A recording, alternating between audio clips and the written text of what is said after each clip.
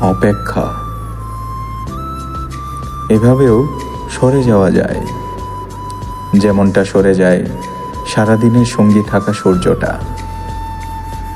একটা সময় কেউ কারোর নয়, এসব ভেবে মনে লাগে ভয়। আজও চলি একা পথ, তাই চাই না কারোর মতামত। নিজেই নিজের রক্ষাকর্তা, তাই ভেবে চিনতে বলি কথাবার্তা। তবু আশায় থাকি, একদিন সহায় হবেন সৃষ্টিকর্তা।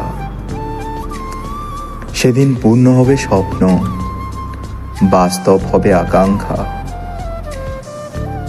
তাই সবকিছু মেনে নিয়ে কাঙ্ক্ষিত দিনের অপেক্ষা।